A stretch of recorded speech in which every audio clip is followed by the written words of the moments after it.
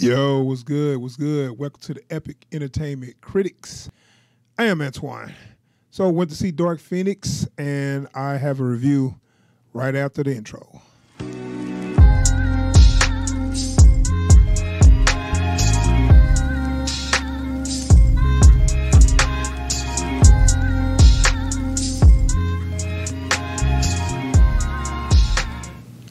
All right. I'm back. So, all right, went to see this movie, X-Men: Dark Phoenix. This is the last movie that Fox Studios will have with the X-Men property. Fox Studios sold out to Disney. They sold most of all their IPs to Disney, and I'm pretty sure Disney's going to give these movies to Marvel and see what they can do with them. They're going to give these characters to Marvel. And I don't know exactly how Marvel's going to handle it. They might incorporate them into the Marvel universe. They might still give them another movie. At this point, I don't think nobody want to see just another movie. Just like if they just do X-Men. People are like, we've seen eight of those movies, So I think what they're going to have to do is just like, gradually just incorporate them in the Marvel universe and go from there. But so this movie is, I can't even remember how many it is. It was is this like the eighth movie? This is like the seventh or eighth X-Men movie. But it's been a few. And this picks up right after not Days of Future, right after Apocalypse. Well, not right after. It's like 10 years after Apocalypse. Now, X-Men Apocalypse was like in the early 80s, like 83. So this supposed to be like in 1992. So they trying to stay consistent with that timeline. I really wish they wouldn't do that. I wish they just like kind of update everything, whatever. But anyway, we got pretty much you got all your same actors starting from the First Class. First Class actually was like kind of like a reboot, but it was like a prequel. They try to keep it in the universe of what they set up already, but this is since they made that movie in 2011. This is like the fourth sequel since then. So now they already did this. This arc. They already did this saga in X-Men: The Last Stand. They didn't do it right at all, but this is supposed to be, maybe this is them trying to redeem themselves, because this is one of X-Men, the comic book X-Men, this is one of their biggest sagas. This is one that most people know. So they, I guess that's why they did it. I feel like they didn't have to. They shouldn't have, because they already did it. And if they was going to do it, I'd rather see it like in a mini-series or something. Just something where it's more than just a movie. That's the problem. It's too much stuff to put in one movie. And that's why it just don't feel right when you watch it, because they try to cram what it took them like years to do in comics in 2 hours. You know what I'm saying? That's why it just never worked. So this movie in particular, I thought it started off well. I thought it had a good beginning, a good first act. And they kind of stick to the comics of how that Phoenix got in Jean Grey. They stick to the comics with that when they did that, and I was appreciating that. That's why I was like, man, this is actually kind of entertaining. I was feeling it. But the movie took a nosedive. It took a nosedive, like maybe like halfway through. I ain't gonna say a nosedive. Gradually, it started to get to a point where it wasn't holding up. It was started off good, but it just wasn't holding up. And your main villain, Jessica Chastain character, was just nothing. Like, it was one of them villains that, okay, we need a villain, so let's just make somebody up.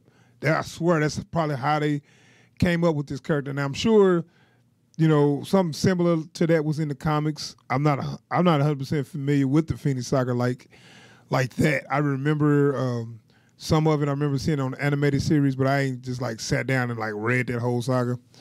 But you know, it has something to do with the alien races and stuff.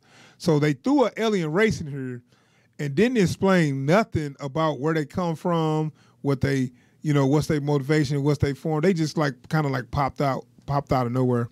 They had somewhat of explanation why the aliens was there, but it was still stupid. And I don't know, that brought the movie down big time. The villains were just like, and of course they didn't have no emotions. That was an easy out for them.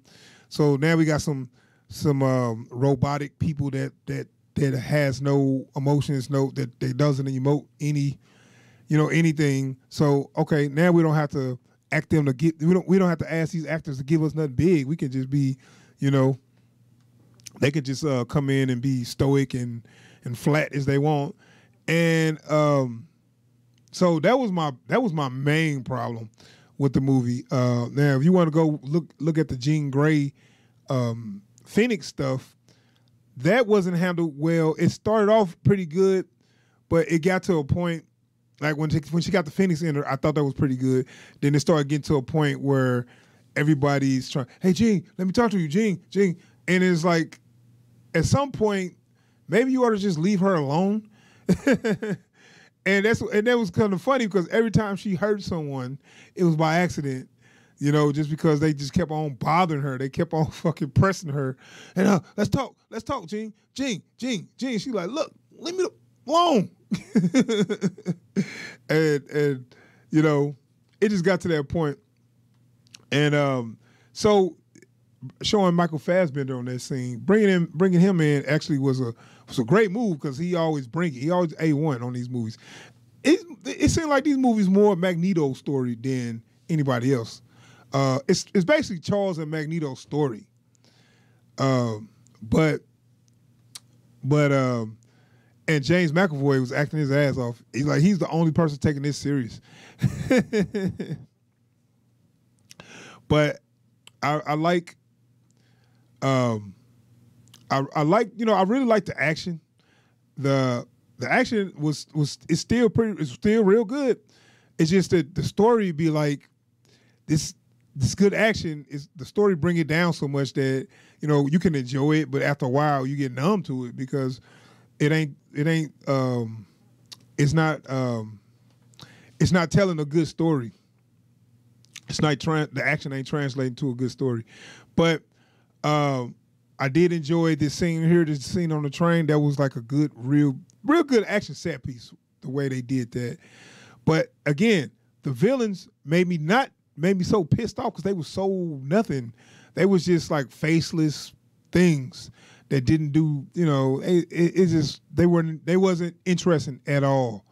They were so uninteresting that it took it down for me. Far as their motivation, why was they fighting them, and then when they was fighting them, I couldn't really get excited for them doing cool stuff because I'm looking like that. These ain't nobody. They just like pretty much like henchmen or something. So, I